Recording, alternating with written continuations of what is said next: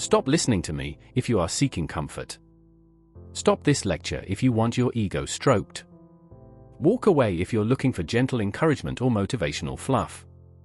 What you're about to encounter is surgical truth.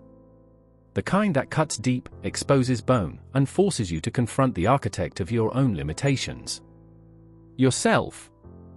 This is not inspiration. This is intervention. This is the emergency surgery your life desperately needs, before gangrene sets in and your potential dies completely. Welcome to Timbuktu Lectures, a production of Kilimanjaro News Network, the authentic voice of Africa. We studied the lives of more than 25,000 successful men and women who rose from obscurity to greatness, and I declare this to you without hesitation. Every one of them mastered the laws of self-discipline, initiative, and definite purpose. They understood a principle that eludes the masses, that they were born to lead, not to wait. From Nelson Mandela to Aliko Dangote, Tony Elumelu, Wangari Maathai, Mo Ibrahim, Ellen Johnson Sirleaf to Barack Obama, each grasped this one eternal truth. Success waits for no man. They did not ask for permission. They decided. They moved. They acted. And the world was forced to respond. You too were born with a mission. A calling. A definite chief aim that will not be handed to you. You must claim it. These great men and women were not chosen by fate, they were chosen by their own resolve. Mandela, Obama, Dangote, Maathai. They were not exceptions. They were examples. The difference? They answered the call. You hear it now, that quiet yet relentless voice demanding more of you. That is your call. Pick it up. Or let it ring until your life becomes an echo of what could have been. The road to greatness is not blocked, it is merely unrevealed by those too timid to take the first step. Success does not negotiate. It does not wait. It passes by those who hesitate, and it rewards those who act. The question is not whether destiny will arrive. The question is, will you meet it? You stand at the crossroads where every giant once stood. Where they chose between the comfortable lie of someday and the uncomfortable truth of today. The difference between those who ascend to greatness and those who descend into regret is measured not in talent, not in opportunity, not in luck, but in one savage moment of truth. That was the moment they stopped betraying themselves. Listen to this with the intensity of a condemned man hearing his reprieve. You are not the victim of your circumstances. You are the architect of your own imprisonment. Every chain that binds you was forged in the furnace of your own excuses. Every limitation you face was sculpted by your own hands in moments when you thought no one was watching, especially yourself. The cruelest enemy you will ever face doesn't live in your competitor's office, your critic's mouth, or your circumstance's grip. That enemy stares back at you from the mirror each morning, whispering the same deadly lullabies. Tomorrow will be different. You're not ready yet. This isn't the right time.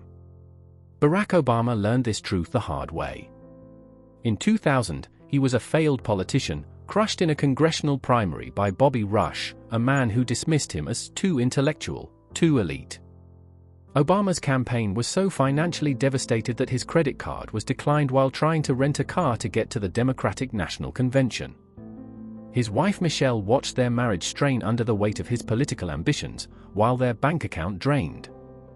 But here's what separated Obama from the masses of defeated dreamers. He refused to make peace with that failure. While others would have retreated to the safety of their law practice, telling themselves they tried politics, Obama examined his defeat with surgical precision. He didn't blame Bobby Rush's street credibility or his own elite education. He identified his real enemy. His own incomplete commitment, his hedged bets, his fear of total dedication to his vision.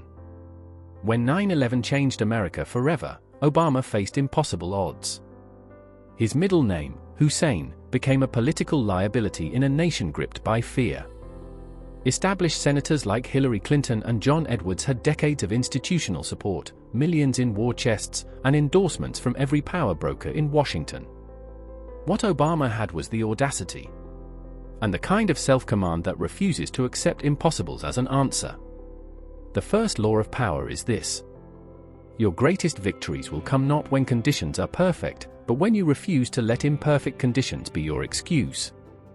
In this lecture, I will reveal to you laws that do not yield, not to opinion, not to time, and certainly not to your feelings.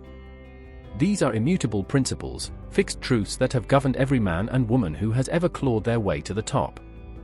These laws do not entertain you. They unlock you. They unseal the hidden vault where your true power lies dormant, waiting. You will learn what it means to hear the call of destiny. But more importantly, you will learn how to respond to it with action. Not one single person, not one, who has achieved greatness in power, in purpose, or in prosperity, has done so without first grasping these truths and submitting to them fully. There are no exceptions. So I say to you now, and I say it with urgency. Pay attention. Write it down if you must, but do not merely hear, receive. Let this knowledge confront you. Let it disturb your comfort. Because the moment you stop seeking comfort and start demanding results, everything changes. This is not a pep talk. This is not a fleeting spark of motivation. This is instruction. It is law. It is blueprint. And that pain you're feeling? That ache in your soul? The unrest that won't let you settle? It's trying to tell you something. It has a purpose. Listen to it. Use it. Because that pain, the dissatisfaction, that's the birthplace of transformation. Pay attention. The law of self-command. The inner sovereign. Every defeat, every heartbreak, every loss contains its own seed of recovery, its own lesson on how to win the next time. The only exception is defeat accepted as failure. Write this down. Tattoo it on your consciousness. Repeat it until it becomes as automatic as breathing. I will not betray myself again. Today, I face what I've avoided, and I rise. The collapse of empires begins not with external invasion, but with internal decay. Rome fell not to barbarian strength but to Roman weakness, the slow insidious erosion of discipline, purpose, and self-command. Your personal empire follows the same law. Nelson Mandela understood this with crystalline clarity. On Robben Island, stripped of everything, freedom, family, future, he faced a choice that every person listening to this lecture faces daily. Surrender command to circumstances or maintain sovereignty over self. While his captors controlled his body, Mandela jealously guarded command over his mind, his vision, his purpose. He rose at dawn, exercised in his cell, studied Afrikaans, the language of his oppressors, not to submit, but to prepare for the day he would negotiate as an equal. He refused to let prison diminish his standards. He pressed his prison uniform. He maintained military-like discipline and transformed his cell into a command center for his unshakable vision of a free South Africa. 27 years. Think about that number. 27 years of watching lesser men make compromises, of seeing the world change while he remained locked away, of having every reason to surrender his dream to reality. But Mandela had mastered the first and most crucial law. The person who commands themselves with unwavering discipline can never truly be defeated by external forces. When you break a promise to yourself, when you say you'll wake at 5 a.m. and sleep until 7. When you pledge to write that chapter and watch Netflix instead. When you vow to make those calls and scroll social media, you're not just failing to act. You're programming your subconscious mind with the language of defeat. You're teaching your deepest self that your word means nothing, that your commitment is negotiable, that your dreams are optional. Aliko Dangote, Africa's richest man, learned self-command in the humblest circumstances. As a young trader in Kano, Nigeria, he would wake at 4 a.m. to beat competitors to the market. While others slept, he loaded trucks. While others complained about the heat, he counted profits. When his uncle gave him a $3,000 loan to start his business, Dangote didn't just see money, he saw a sacred trust that demanded absolute self-discipline. The cement business that made him a billionaire started with a simple act of self-command. He promised himself he would visit every single construction site in Lagos to understand customer needs. For months, he arrived at building sites before the workers, notebook in hand, asking questions, taking orders, building relationships one conversation at a time. His competitors had connections, but Dangote had discipline. But here's the detail that reveals the depth of his self-command.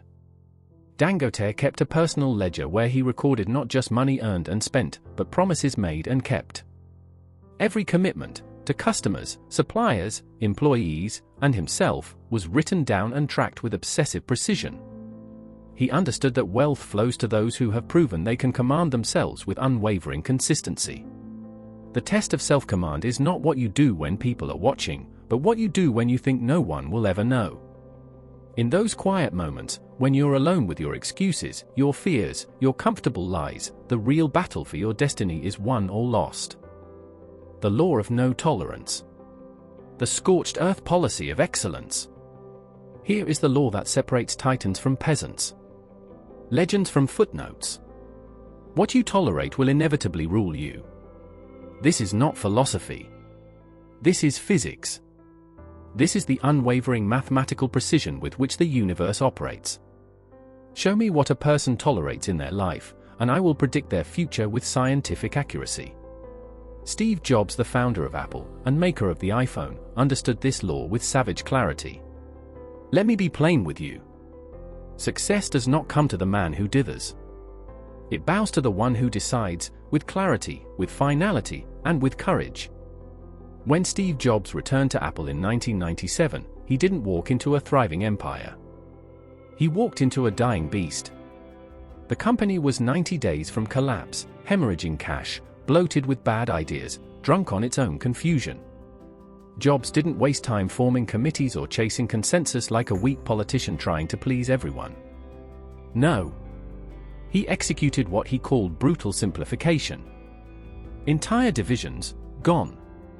Projects people had poured years of their lives into, cut overnight. Thousands of jobs, products, and plans, scrapped. Not out of malice, but out of necessity. The man had a vision, and he knew, anything that does not serve the vision must be destroyed. When asked why he was so ruthless, Jobs said something every builder in Africa must learn. Deciding what not to do is as important as deciding what to do. Focus means saying no to the 100 other good ideas. That's the real test, not how many good things you can start, but how many you can kill. He demanded excellence with a ferocity that many mistook for cruelty. He rejected prototypes that were 99% perfect because they were not 100%. He fired people over details so small others couldn't even see them. Why? Because standards are not suggestions. They are the line between glory and mediocrity. Now pause and reflect. This same principle governs your personal life, your business, your vision for your family, your continent. What you tolerate becomes your truth. If you tolerate chaos in your home, expect confusion in your mind. If you tolerate weak, unambitious relationships, expect them to rot your spirit from within. If you tell yourself procrastination is just how I am, then you've already signed a peace treaty with poverty. Look around you, across Cairo, Lagos, Nairobi, Johannesburg, Accra. This continent is not poor because it lacks ideas or brilliance. Africa is overflowing with talent. What it lacks, what you must develop, is the will to decide. The courage to cut what must be cut. To say no with fire in your eyes. To demand more, from yourself first, and then from everyone and everything around you. You don't rise by tolerating mediocrity. You rise by setting fire to it. Burn what no longer serves you. Refuse what insults your vision. Decide, and do not turn back. That is the price of greatness. And it is always paid in advance. Oprah Winfrey learned this law in the most painful way possible. Born to teenage parents in rural Mississippi, raised between relatives like a burden passed hand to hand, she endured poverty, abuse, and the crushing loss of a child before she was even old enough to vote. By 17, she was on the radio, her voice already carrying more truth than her bosses could handle. One told her she was too emotional for television. In other words, too much of herself. And this is where her ascent began, not with applause, but with a decision. She took what she later called a ruthless inventory of everything in her life that dulled her strength. And she began cutting, deliberately, relentlessly. She stopped tolerating friends who fed her fear more than her faith, foods that fogged her mind or slowed her energy, thoughts soaked in scarcity instead of fueled by possibility, relationships that forced her to shrink, dim, or doubt herself, work that did not align with her soul's assignment to elevate others. She did not do this all at once. It was not a miracle. It was method. Systematic. Lonely. Demanding. But 5 years later, she had her own show. 10 years later, she was reshaping the conversation in America about books, spirit, potential. 20 years in, she was no longer just successful. She was a force. Now imagine this story, but not in Mississippi.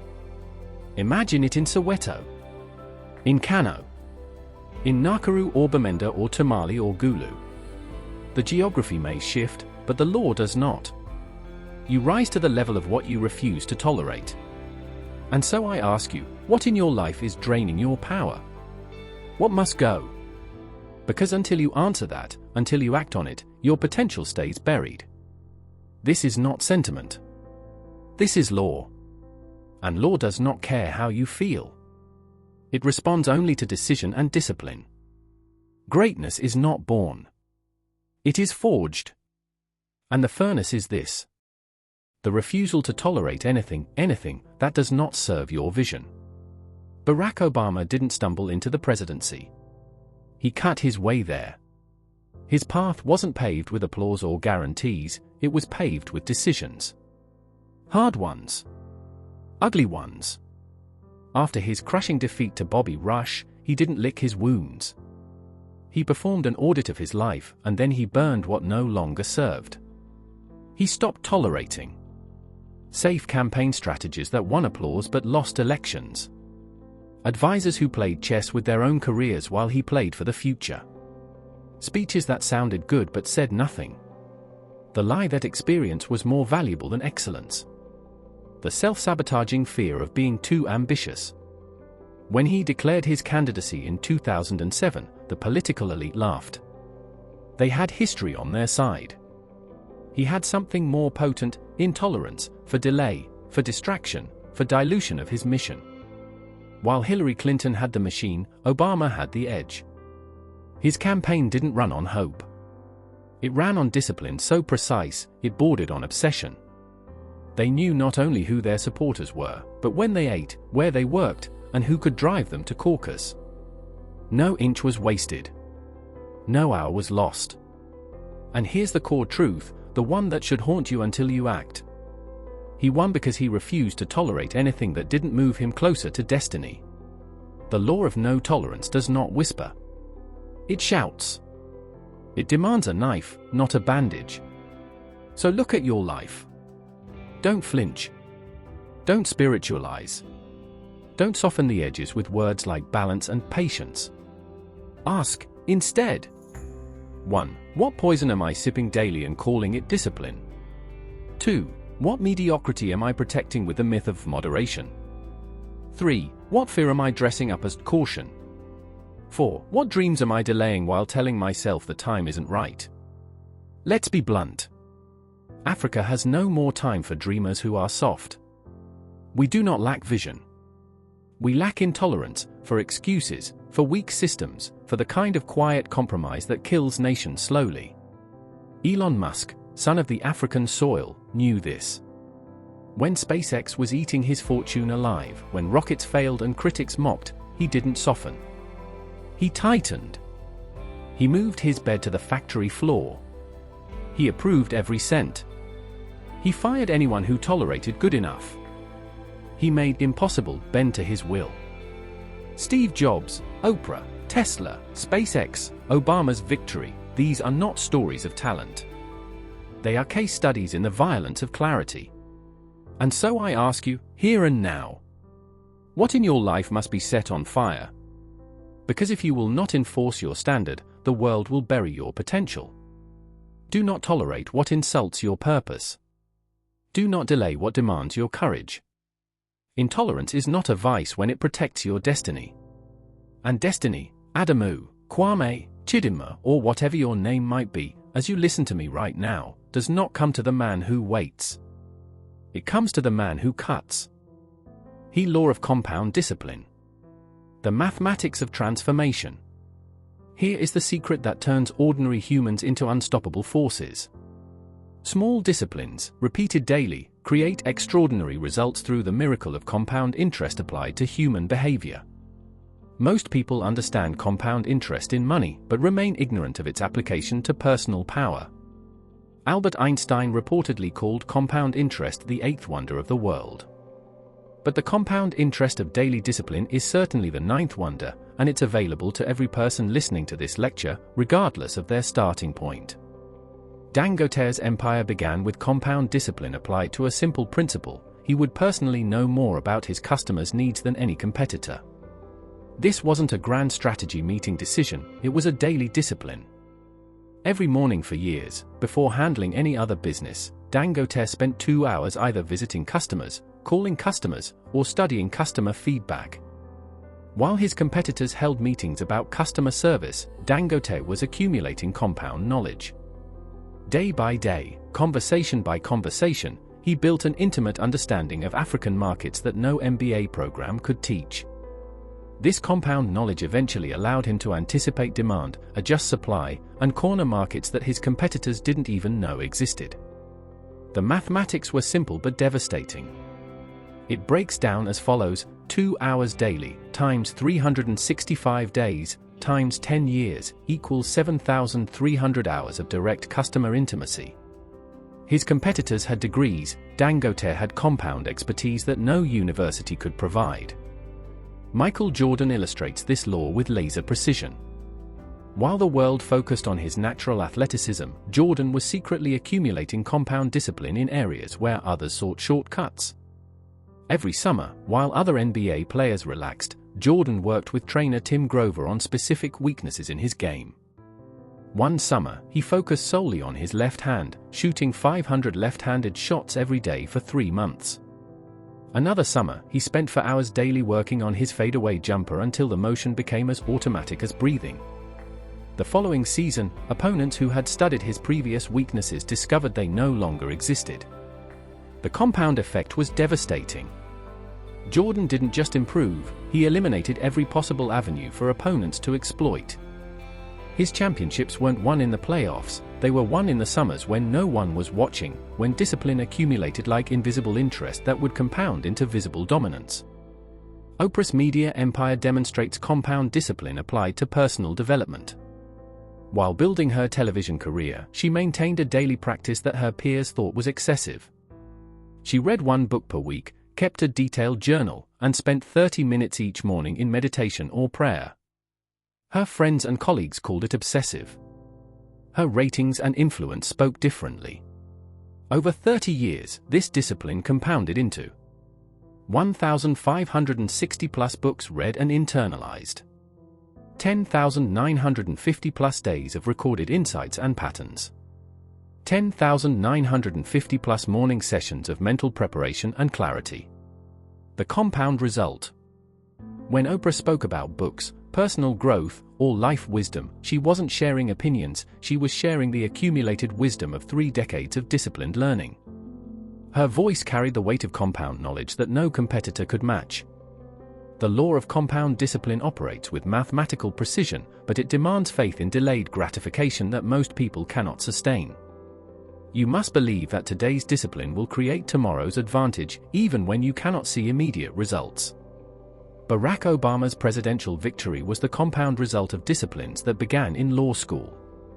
While classmates focused on grades, Obama spent 2 hours daily reading presidential biographies, studying campaign strategies, and developing his speaking voice. He treated every community organizing experience, every state Senate vote, every speech to small groups as compound preparation for addressing the nation. When Obama stepped onto the national stage in 2004 with his Democratic National Convention keynote, the world saw overnight success. What they didn't see were the 4,380 days of compound discipline, daily speaking practice. constant study of American political history, relentless refinement of his message and delivery. The brutal truth about compound discipline. It's boring. It's repetitive. It provides no immediate emotional satisfaction. Most people abandon it within weeks because they cannot see immediate results. They want the dramatic transformation, the instant breakthrough, the overnight success story. But compound discipline operates like water carving granite, invisible progress that suddenly becomes undeniable. The person who reads 30 minutes daily doesn't seem different after 1 month. After 1 year, they've consumed 12 complete books while their peers consumed Netflix. After 5 years, they've accumulated knowledge that transforms their thinking, their decisions, their opportunities. The compound discipline formula is simple. 1. Choose one specific area where excellence would transform your life. 2. Identify the daily discipline that masters this area. 3. Commit to performing this discipline regardless of mood, circumstances, or immediate results. 4. Track your consistency with obsessive precision. 5. Trust the mathematics of compound growth, even when progress seems invisible. The law of vision over circumstances. The reality sculptor's code. Here lies the dividing line between those who create history and those who become its victims. The person who can hold an unwavering vision in the face of contradictory circumstances will always triumph over the person who allows circumstances to dictate their vision. This is not positive thinking. This is not wishful fantasy. This is the most practical law in the universe, demonstrated by every person who has ever risen from nothing to change the world. Nelson Mandela spent 27 years in a 8 by 7 foot cell, but his vision was larger than continents. While the world saw an aging prisoner, Mandela saw himself as a future president negotiating the transformation of South Africa. This wasn't delusion, it was strategic vision that refused to be diminished by present reality. Every morning in his cell, Mandela performed what he called presidential preparation. He studied economics, international law, and negotiation strategy. He learned Afrikaans not to submit to his captors, but to prepare for the day he would negotiate with them as equals. He maintained physical fitness not for prison survival, but for the demands of leading a nation. When prison guards offered him conditional release in exchange for renouncing the ANC, Mandela's response revealed the power of unshakable vision. I cannot, and will not, give any undertaking at a time when I and you, the people, are not free. Your freedom and mine cannot be separated. This was vision over circumstances in its purest form. Mandela could see freedom before it existed, plan for a presidency before it was possible, and prepare for negotiations before his opponents were ready to negotiate. The result, when apartheid finally crumbled, Mandela was the only person prepared to lead the transition. While others scrambled to understand the new reality, Mandela implemented plans he had spent decades perfecting in his mind. Steve Jobs demonstrated this law with revolutionary precision when he returned to Apple. The company was 90 days from bankruptcy, market share had collapsed to 3%, and technology analysts were writing Apple's obituary. But Jobs' vision wasn't constrained by present circumstances, it was focused on future possibilities that didn't yet exist. While the world saw a failing computer company, Jobs saw a lifestyle brand that would revolutionize how humans interact with technology. He envisioned products that didn't exist, phones that would make computers obsolete, tablets that would replace newspapers, watches that would monitor health and facilitate communication. The compound effect of vision over circumstances. While competitors improved existing products, Jobs created entirely new categories. The iPhone didn't compete with better phones, it made all previous phones obsolete. The iPad didn't compete with better computers, it created a new computing experience.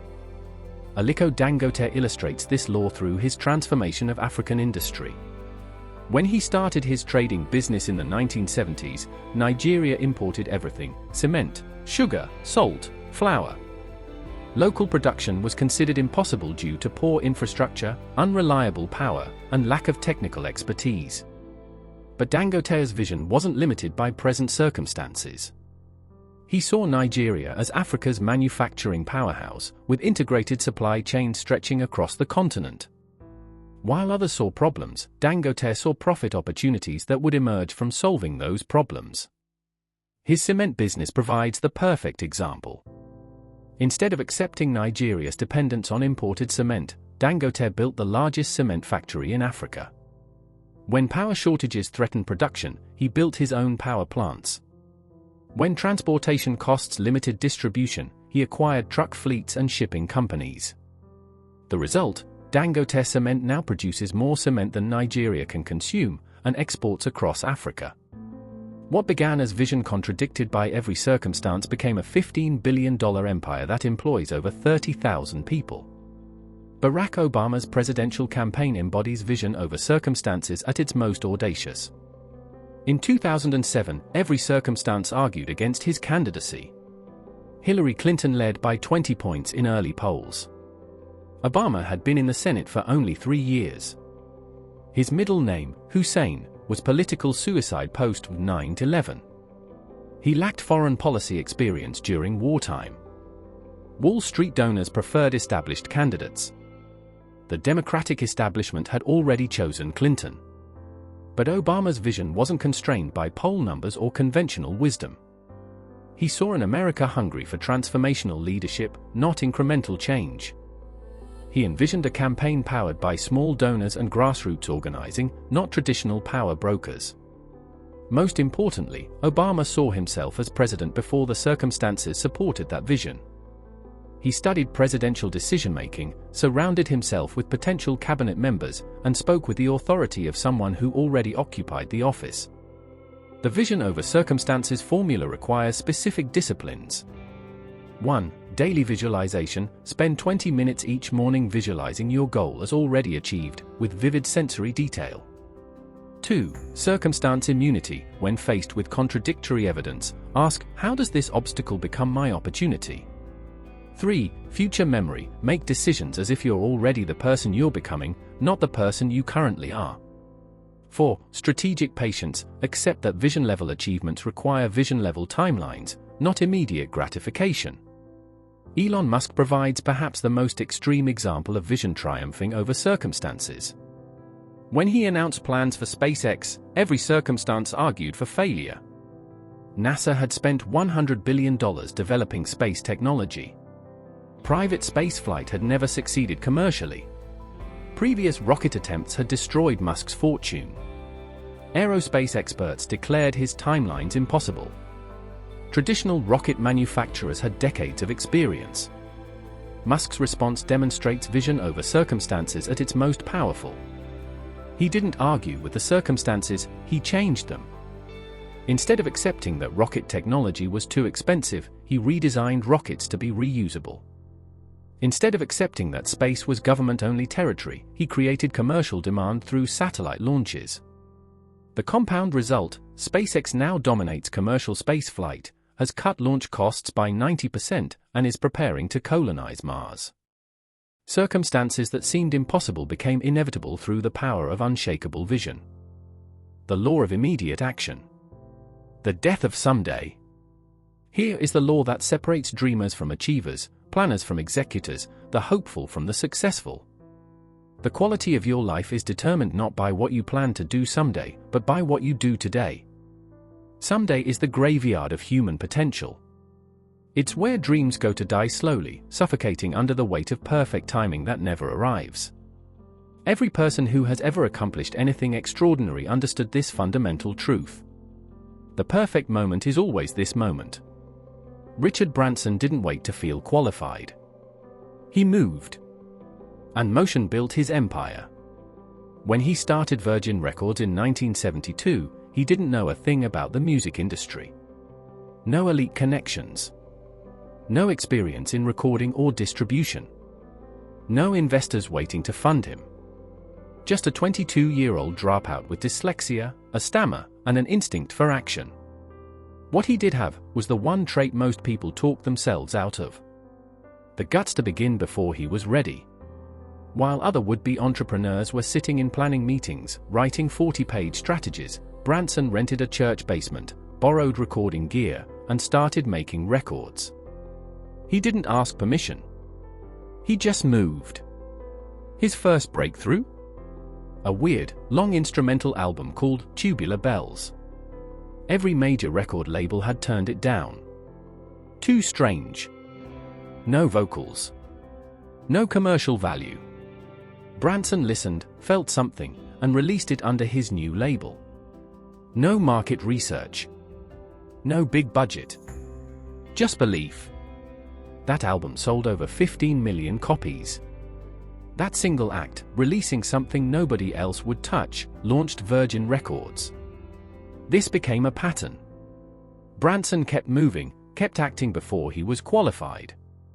He launched Virgin Atlantic not after decades in aviation, but after getting stranded on a flight to the Caribbean and thinking, I could do this better.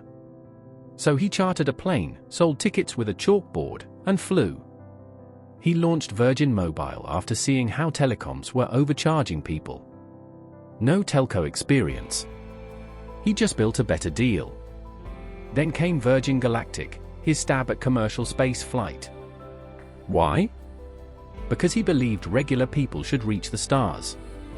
Every time, the same formula: see the problem, act fast, figure it out later. That's what separates builders from dreamers. Business opportunities are like buses, Branson said. There's always another one coming, but you have to be willing to jump on. Branson wasn't poor. But he wasn't handed anything, either. What made him dangerous was not privilege, it was speed. The refusal to let fear pose as logic.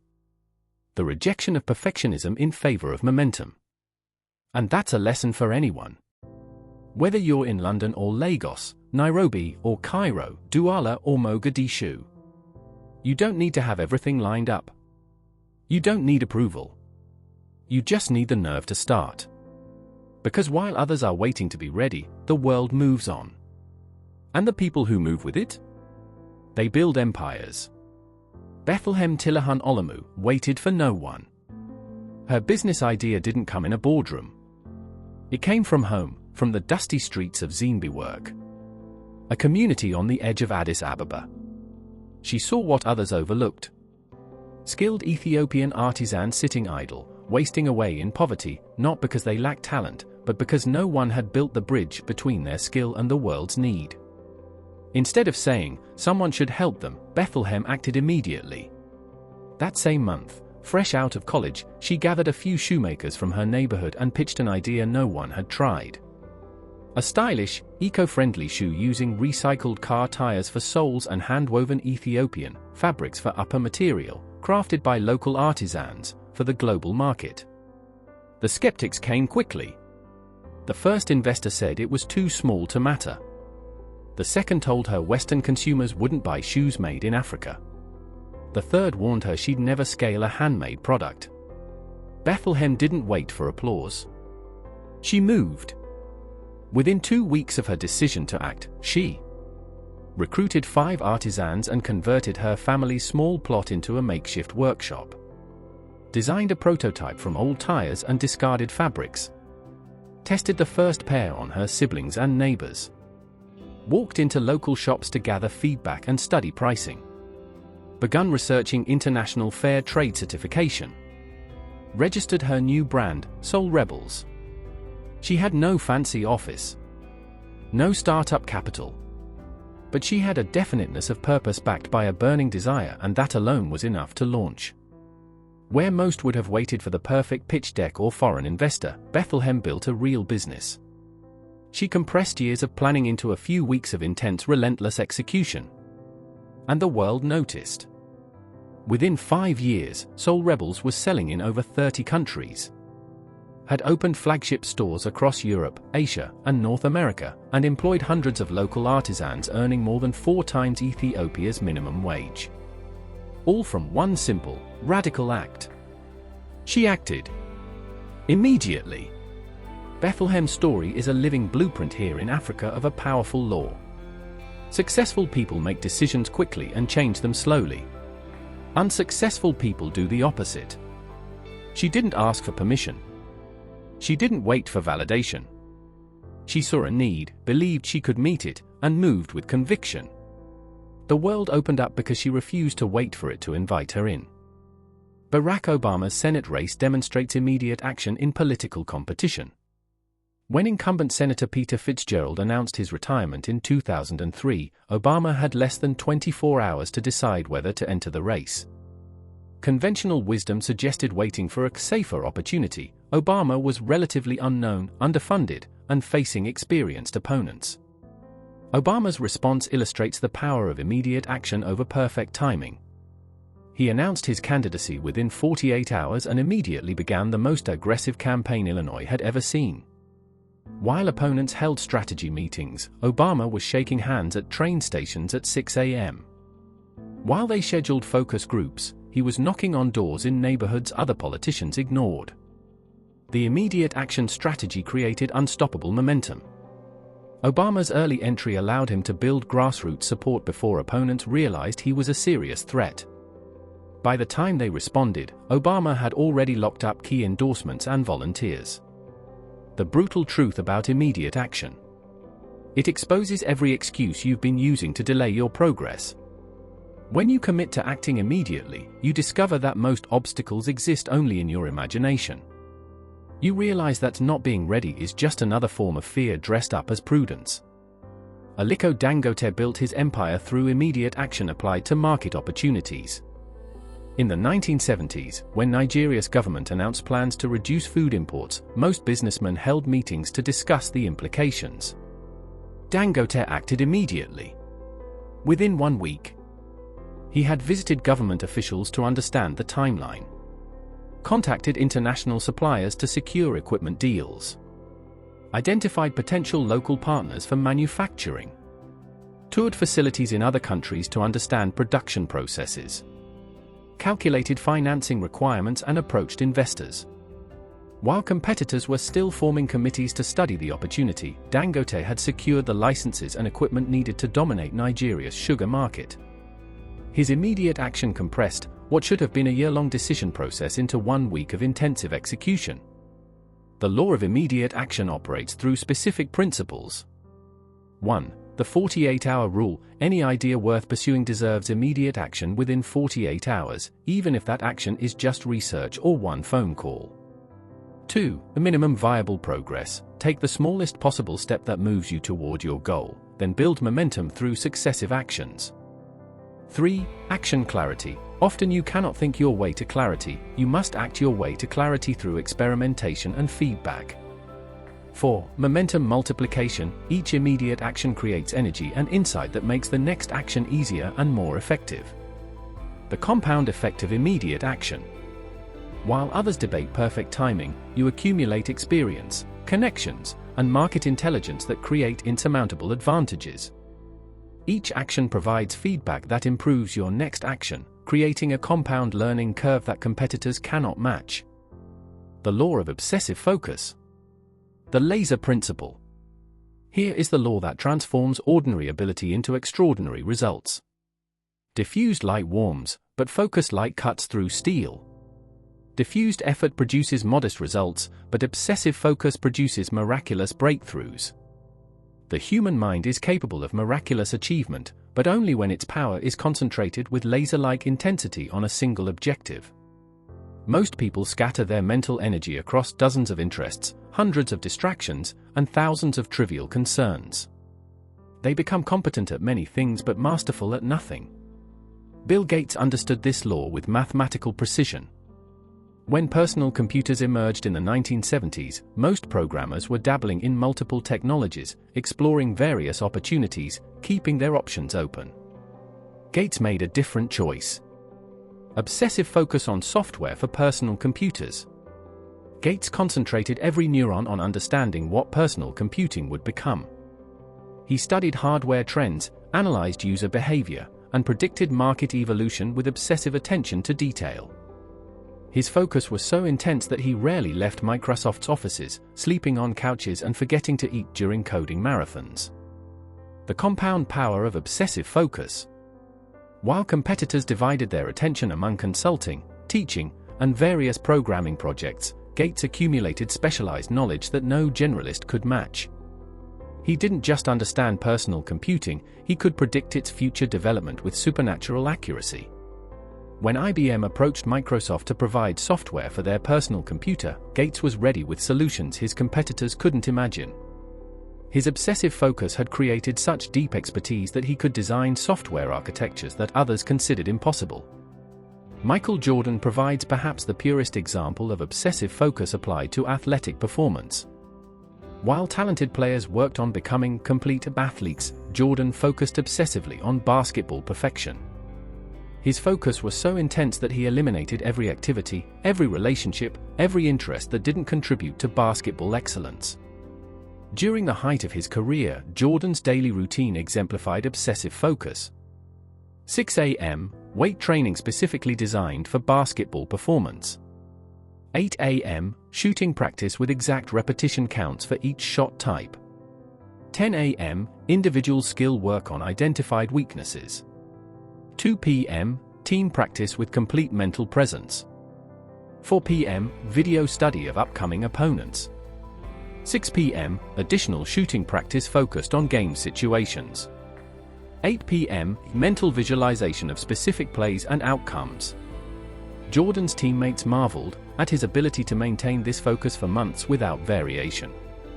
While they had hobbies, social activities, and outside interests, Jordan had only basketball. His obsessive focus created a compound advantage that no naturally gifted player could overcome through talent alone. Steve Jobs revolutionized multiple industries through obsessive focus applied to product perfection.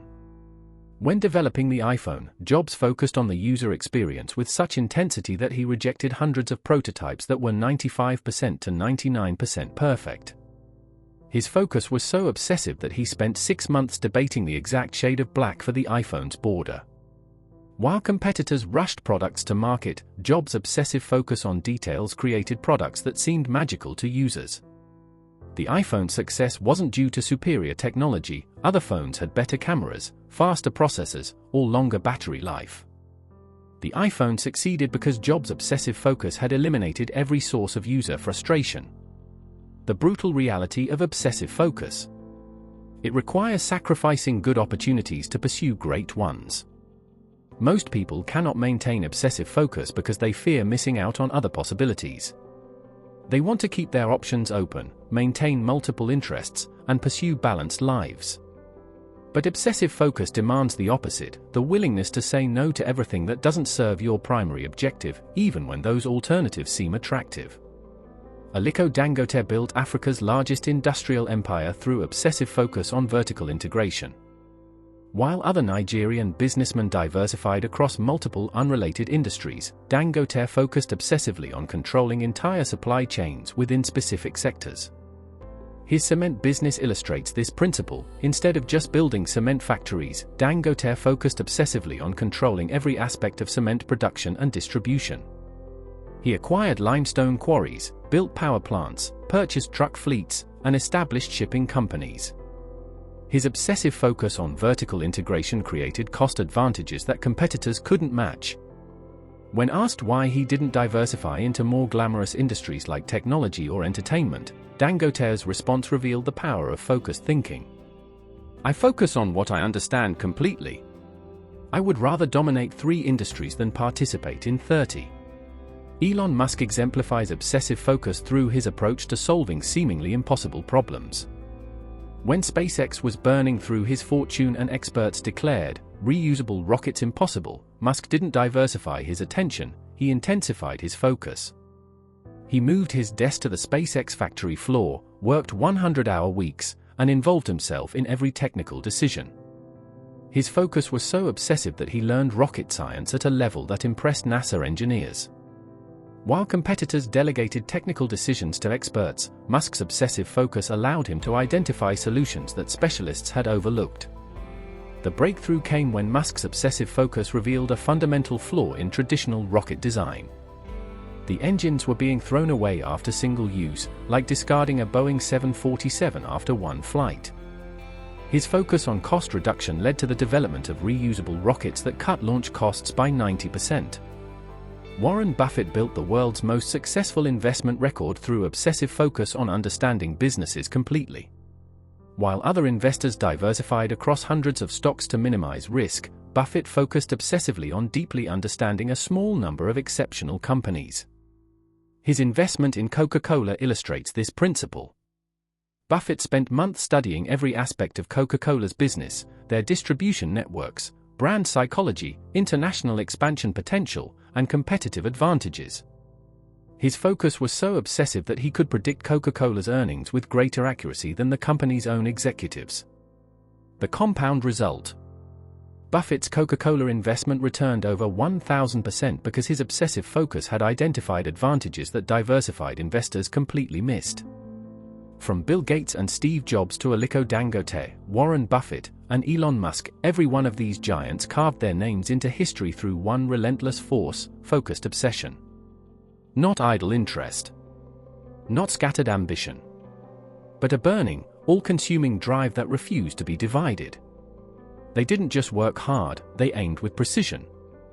They eliminated distractions, said no to anything that didn't serve their mission, and gave themselves fully to a singular aim. That's the formula. That's the edge. Success, real success, is never accidental. It is the result of deliberate, directed, and disciplined focus, pursued with the intensity of a man on fire. The law of pain as your ultimate power. The transformation engine. Here lies the secret that separates temporary success from permanent greatness. Your greatest pain, when properly channeled, becomes your most powerful fuel for achievement. Most people run from pain, medicate it, ignore it, or allow it to paralyze them. But every person who has risen to extraordinary heights discovered a profound truth. Pain properly processed becomes the rocket fuel of human achievement. Nelson Mandela provides the ultimate example of pain transformed into power. 27 years in prison could have produced bitterness, revenge, or despair. Instead, Mandela performed what he called prison alchemy, the conscious conversion of suffering into strength. The crucial insight. Mandela didn't just endure his imprisonment, he used it strategically. Every year in prison became a year of preparation for the leadership role he knew would come.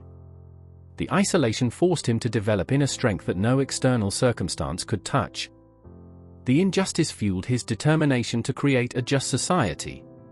The suffering gave him moral authority that no elected politician could claim. When Mandela finally became president, his former captors discovered something shocking. He held no grudges. His pain had been so completely transformed that he could work with his former enemies to build a new nation. The Truth and Reconciliation Commission, which prevented civil war in South Africa, emerged directly from Mandela's personal transformation of pain into purpose. Michael Jordan's greatest achievements were fueled by pain, rejection, and public humiliation. He was cut from his high school varsity basketball team, a rejection that could have ended his athletic dreams. Instead, Jordan converted that pain into obsessive fuel for improvement. But the pattern continued throughout his career. Every major achievement was preceded by painful failure that Jordan alchemized into motivation. The Detroit Pistons physically brutalized him in playoff losses. Jordan responded by transforming his body into an unstoppable force. Magic Johnson and Larry Bird dominated the league during Jordan's early years. Jordan used that pain to develop skills that eventually surpassed both legends. The crucial detail. Jordan didn't just use pain as motivation, he actively sought it out. He collected every slight, every criticism, every moment of doubt, and stored them as fuel for his competitive fire. His Hall of Fame speech revealed the depth of this strategy.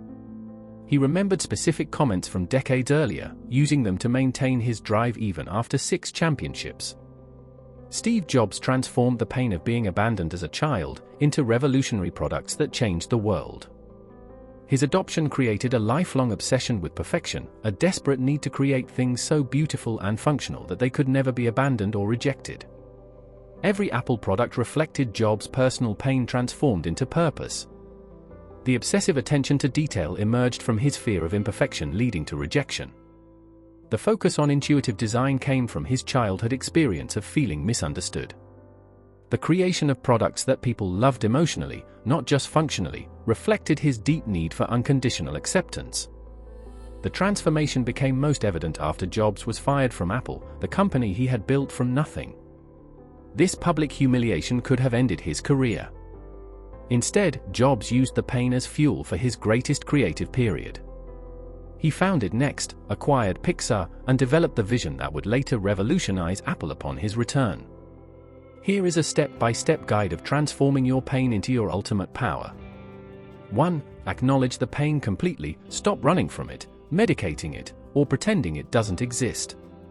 2. Identify the lesson. What strength, skill, or wisdom is this pain trying to teach you? 3. Find the purpose. How can this pain become fuel for serving others who face similar challenges? 4. Create the system. Develop daily practices that convert painful memories into motivation for action. 5. Share the transformation. Use your story of pain to power to inspire others facing similar struggles. Barack Obama illustrates this law through his response to the 2000 congressional defeat that nearly ended his political career.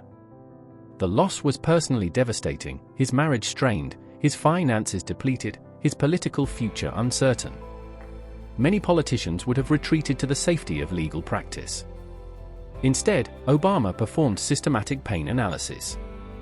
He studied every aspect of his defeat, identifying weaknesses in his message, his campaign organization, and his political positioning. But most importantly, he transformed the pain of rejection into fuel for deeper preparation.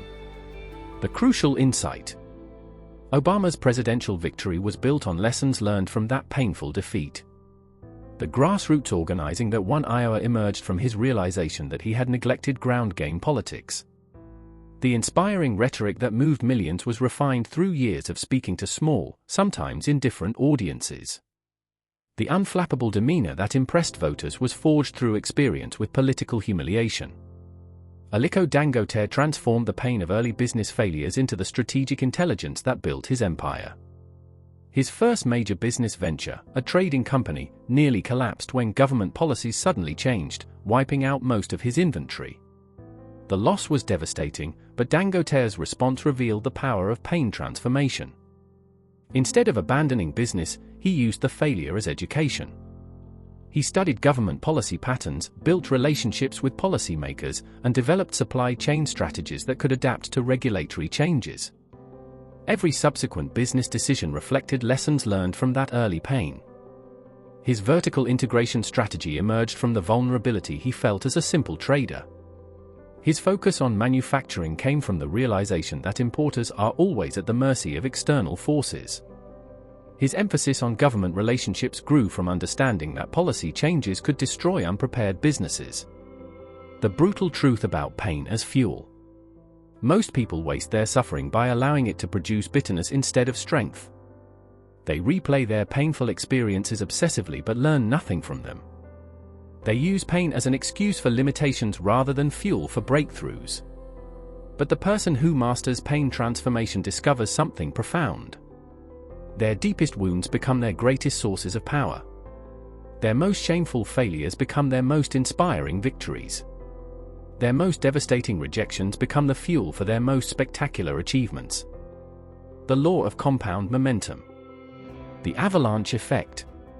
Here is the law that explains why some people seem to achieve success effortlessly while others struggle for years without breakthrough.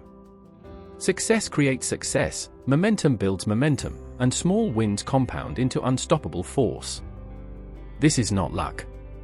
This is not favoritism from the universe. This is the mathematical precision with which compound momentum operates. Each achievement makes the next achievement easier. Each success attracts more opportunities. Each victory builds the confidence and credibility required for greater victories. Patrice Motsepe is a prime example of compound momentum in action, anchored right here in Africa. His journey didn't begin with billions, but with a clear strategy, relentless discipline, and a long-term view. His early success with ARM, African Rainbow Minerals, wasn't just about entering the mining industry, it was about credibility. That credibility opened doors, to capital, to partnerships, to influence. It built trust in his ability to execute at scale. As ARM grew, so did Motsepe's reputation, not just as a mining magnate, but as a visionary businessman with the skill to navigate complex environments. This foundation made his later moves, acquiring strategic assets, influencing policy, and entering other sectors like finance through African Rainbow Capital, not only possible, but easier. Each win compounded. The financial strength, the track record of delivery, the network of trusted partners, the leadership reputation, these were carried into every new venture. So when Motsepe took on roles in private equity, insurance, and even football with Mamelodi Sundowns, he wasn't starting from zero. He was building on layers of prior success, each one reinforcing the next. That's the key insight. Motsepe's later ventures didn't thrive simply because the ideas were better, they succeeded because they were powered by the compound momentum of years of achievement.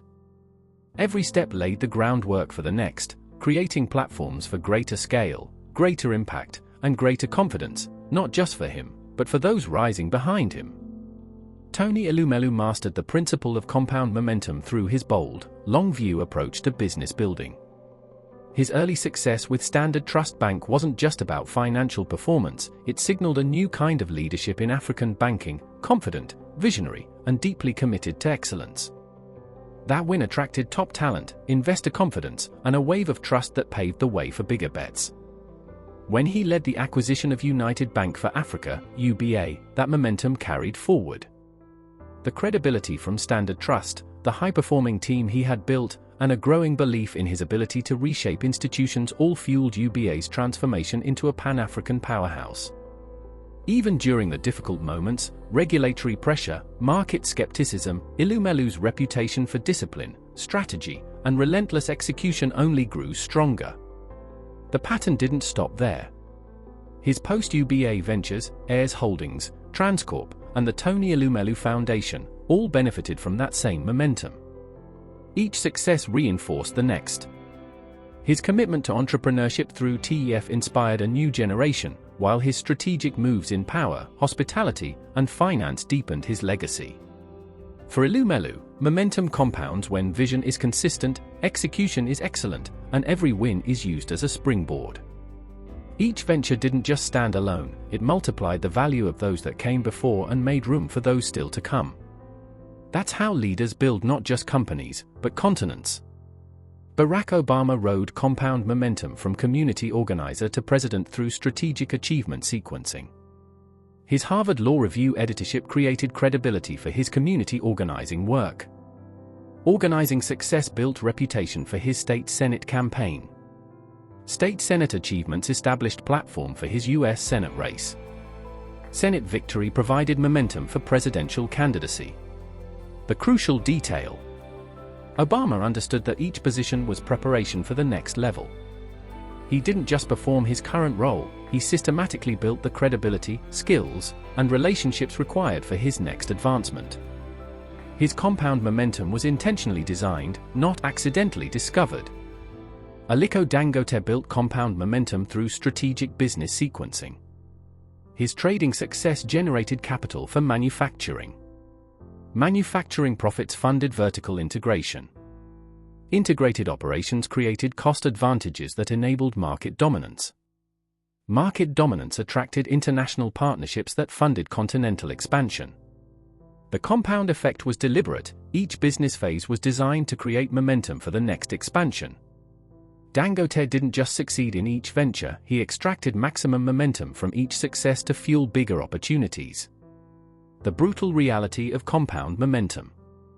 It requires extended patience during the initial accumulation phase. Most people abandon their efforts before momentum builds because they cannot see immediate exponential results. They expect linear progress but quit during the compound accumulation phase. But compound momentum operates like compound interest, invisible at first, then undeniable. The person who persistently builds small wins while others seek dramatic breakthroughs will eventually achieve results that seem impossible to those who don't understand momentum's mathematics. Mo Ibrahim embodies the power of compound momentum in business and beyond. His early success with Keltel didn't just prove telecoms could thrive in Africa, it attracted capital, credibility, and confidence in his leadership. As Keltel expanded across the continent, each new market entered became easier to unlock, fueled by a growing track record of operational excellence and social impact. With scale came stronger revenue, stronger partnerships, and more leverage in negotiations. His reputation opened doors that were closed to others, access to governments, regulators, and financiers who had seen the results and now wanted to be part of the story. Keltal's eventual sale for billions wasn't just a windfall, it was a platform. The compound effect didn't stop there. With the launch of the Mo Ibrahim Foundation, he channeled that same credibility into governance. Leaders, institutions, and civil society players took notice, not because of the money alone, but because it came from a man who had built something that worked. His name carried weight. His vision earned attention. Today, Mo Ibrahim's momentum attracts the best minds in leadership, the most serious conversations in policy, and a global audience watching for what he'll champion next.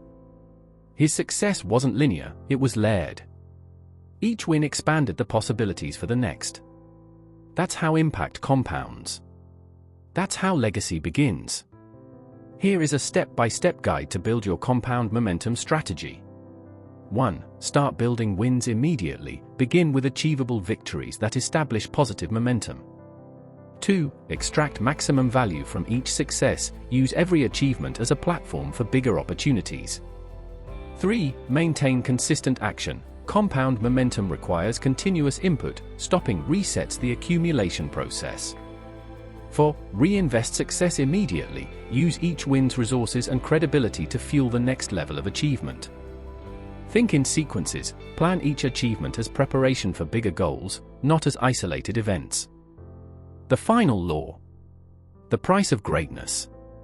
Here is the law that no motivational speaker will tell you, that no success guru wants to acknowledge, that every person pursuing extraordinary achievement must understand and accept. Greatness demands a price that most people are unwilling to pay, and that price must be paid in advance, in full, with no guarantee of success. This is not inspirational. This is surgical truth. Greatness is not about positive thinking, vision boards, or believing in yourself. Greatness is about making sacrifices that others cannot make, enduring pain that others will not endure, and maintaining standards that others find unbearable. Michael Jordan paid the price of greatness through obsessive dedication that bordered on madness. While other NBA players enjoyed off-seasons, Jordan worked with trainer Tim Grover every single day, including Christmas. While teammates went out for dinner, Jordan studied game film until midnight. While competitors relaxed after wins, Jordan found new weaknesses to eliminate. The price wasn't just time, it was relationships. Jordan's obsessive pursuit of excellence strained friendships, created distance from family, and demanded that everyone around him match his impossible standards. Teammates called him a tyrant. Management considered him uncoachable. Critics labeled him selfish. But Jordan understood something that separates champions from participants. The price of greatness must be paid willingly, completely, and without resentment. He didn't complain about the sacrifice, he embraced it as the cost of becoming the greatest basketball player in history. The result, 6 championships, 5 MVP awards, and a legacy that redefined athletic excellence. But the real achievement was internal. Jordan had paid the full price of greatness and could live without the regret that haunts those who chose comfort over excellence. Nelson Mandela paid the ultimate price of greatness. 27 years of his life in prison, watching the world change while he remained locked away.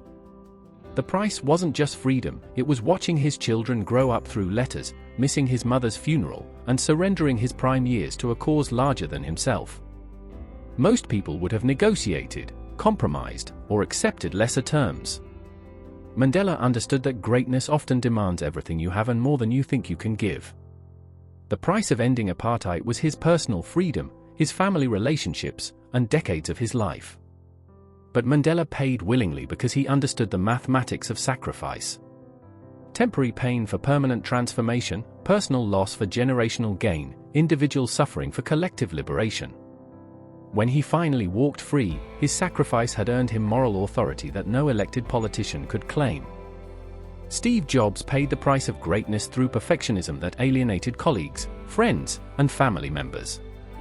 His pursuit of product perfection made him demanding, critical, and sometimes cruel to those who couldn't match his standards. Employees called him impossible.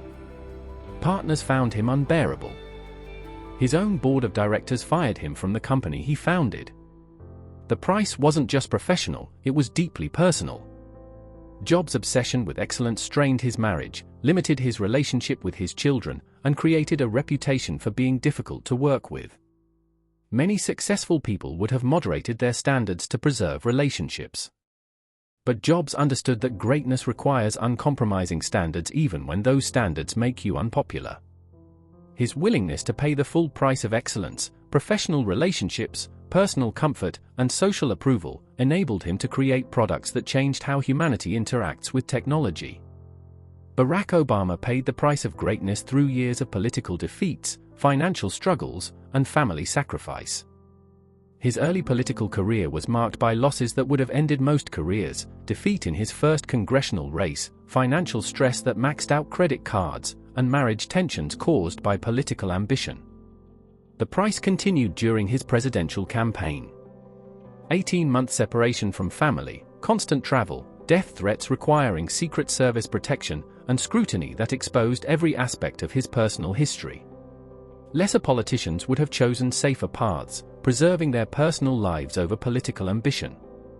But Obama understood that extraordinary achievement requires extraordinary sacrifice. His willingness to pay the full price, personal comfort, family time, financial security, and privacy, positioned him to make history as America's first black president. Aliko Dangote paid the price of greatness through decades of 16-hour workdays, constant travel, and social isolation. While other wealthy Nigerians enjoyed luxury lifestyles, Dangote reinvested every profit into business expansion. While peers diversified into real estate and comfortable investments, Dangote doubled down on manufacturing in Africa's challenging business environment. The price wasn't just money, it was personal life. Dangote's marriages suffered under the weight of his business obsession. His children saw him primarily through business trips and brief family moments.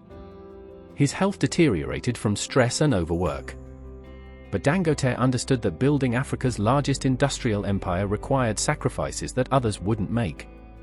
His willingness to pay the full price of greatness, comfort, relationships, and health enabled him to create an economic legacy that employs hundreds of thousands of people across Africa. The brutal mathematics of greatness. The price increases with the level of achievement you seek. Local success requires local sacrifice. National achievement demands national-level dedication. Global impact requires global-level commitment. Most people underestimate the price and quit when they discover what greatness actually costs. They want championship results with recreational effort. They seek revolutionary outcomes through evolutionary comfort. They desire extraordinary achievement while maintaining ordinary lifestyles. Consider the following formula of the price of greatness. 1. Calculate the full cost, identify every sacrifice your goal will require: time, money, relationships, comfort, social approval. 2. Pay in advance, begin making sacrifices before you see results, understanding that greatness requires investment with no guarantee of return. 3. Pay completely, don't negotiate with the price, pay it fully or choose a smaller goal that matches your willingness to sacrifice. 4. Pay willingly, embrace the sacrifice as the cost of extraordinary achievement, not as unfair punishment. 5. Pay continuously, greatness requires ongoing sacrifice, not one-time payment, the price never stops being due. The final truth about the price of greatness. Most people are not willing to pay it, and that's exactly why greatness is rare. If everyone could pay the price, everyone would achieve greatness, and greatness would become ordinary. Your willingness to pay the full price of your dreams, when others quit, when the cost seems too high, when success seems uncertain, is what separates you from the masses who settle for mediocrity. The question isn't whether you deserve greatness. The question is whether you're willing to pay what greatness costs. The price is always higher than you expect, always due sooner than you prefer, and always required in full before greatness is delivered. But for those who pay willingly, completely, and without resentment, greatness becomes not just possible, it becomes inevitable. You have reached the end of comfortable lies and convenient excuses. Every word you have heard was designed to strip away the illusions that keep you small, the stories that justify mediocrity, and the comfortable myths that make failure seem inevitable. Now you face the same choice that every great person in history has faced. Will you continue living the same story that brought you to this moment, or will you write a new story beginning today? The laws are clear. The examples are undeniable. The path is mapped. What remains is your decision, and your decision alone. You can stop this lecture and return to the life you were living before, armed with new excuses about why these principles don't apply to your situation, why your circumstances are different, why your challenges are unique. Or you can accept the brutal truth that your current results are the perfect reflection of your current standards, your current discipline, your current commitment to your own greatness. The choice is yours. The time is now. The excuses end here. What will you choose? Congratulations. Not at the end of a lecture, but at the edge of a decision. Everything up until this point was just preparation. Context. Exposure. The truth laid bare. What happens next is not a question of knowledge, or talent, or even potential. It's a question of will. History has never been moved by those who waited until they felt ready.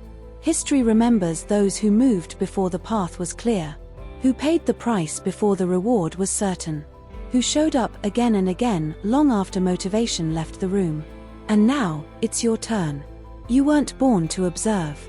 You weren't born to wait for permission. You weren't born to consume the stories of other people's greatness while quietly resenting your own passivity. You were born to lead. That is not a poetic idea, it is a call to arms. Leadership is not a title. It's a decision. A decision to take full responsibility for the impact your life will make, or fail to make. So I'll ask you again, not as a motivational speaker but as someone holding a mirror to your deepest potential. What will you choose? Will you keep waiting another year, another excuse, another cycle of almost, but not quite? Or will you decide, here and now, that the price is worth it? You already know what's required. You already know what it costs. And somewhere deep inside, you already know what you're capable of. So go. Begin. Not tomorrow. Not when it's easier. Now. Because if not now, when? And if not you, who? This is the moment. The page is blank. Pick up the pen. Write your legacy. Timbuktu Lectures is a production of Kilimanjaro News Network, the authentic voice of Africa. Broadcasting in Swahili, Arabic, Hausa, English, and French. Don't forget to like, share and scan our QR code to access our YouTube channel and website. Revisit this lecture again and again. Share with your friends and family.